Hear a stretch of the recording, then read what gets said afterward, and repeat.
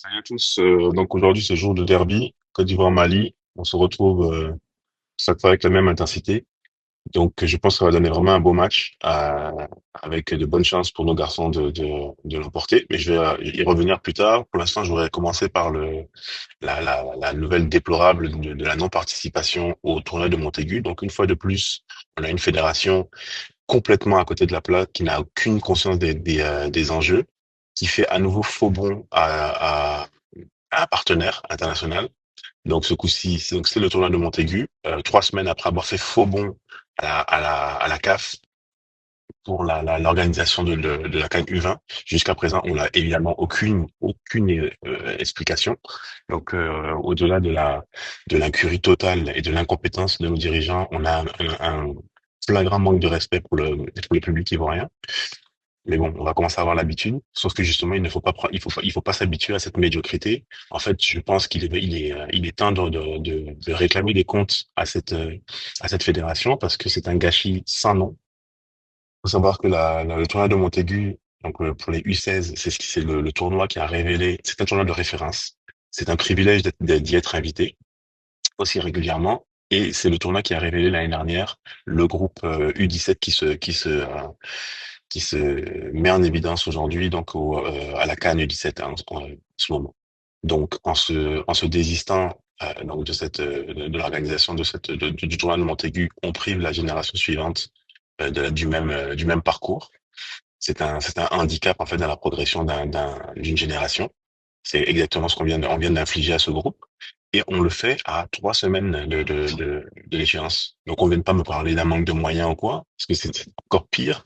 Que ça veut dire que ils n'avaient pas budgétisé la participation au tournoi jusque-là, quoi. Ils savaient pas qu'ils avaient pas assez d'argent. Donc, c'est une fédération qui n'a aucune conscience des enjeux et en plus qui est incapable de planifier quoi que ce soit. Ça commence à faire beaucoup, alors que c'est précisément le mandat de la fédération que de gérer les événements auxqu'ils participent les différentes sélections. Ça, c'est le b.a-ba du mandat de la FIF. Si Idriss Diallo n'est pas capable de l'assumer, qu'il s'en aille, en fait, parce qu'il nous fait perdre du temps.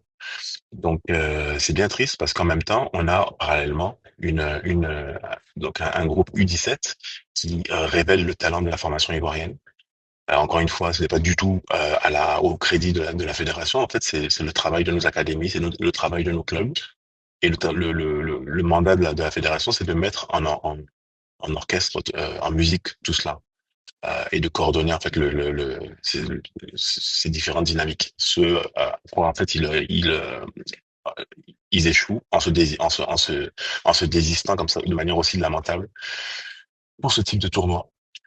Donc on a un très beau groupe U17 qui va donc jouer aujourd'hui donc contre le Mali. Le Mali est déjà qualifié. On a aujourd'hui une dynamique en Afrique de l'Ouest en matière donc de sélection de jeunes, avec le Burkina Faso qui est lui aussi qualifié et qui va donc se qualifier donc également pour la Coupe du Monde. On a le Sénégal qui est en pleine dynamique également, et donc la Côte d'Ivoire qui a toutes ses chances de l'emporter face au Mali, selon moi, parce qu'en fait je pense qu'on a un collectif mieux rodé, plus technique, plus performant offensivement, mais justement, ça demande à être confirmé lors de ce match qui va être un véritable match de gala, une véritable finale avant l'heure.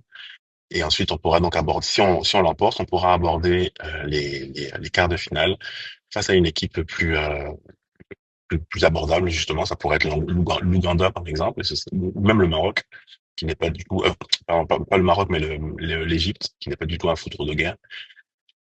En tous les cas, ça ouvre de belles perspectives, parce qu'en se qualifiant pour les quarts, on se qualifie pour la Coupe du Monde, et donc on va pouvoir voir évoluer cette sélection dans les mois à venir, à moins que la fédération, hein, encore une fois, dans son incompétence notoire, nous réserve de nouvelles surprises.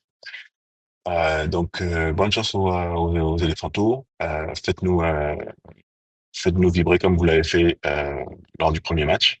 Conservez votre dynamique et puis on devra aller loin dans cette compétition. Allez, à plus tard, les gars.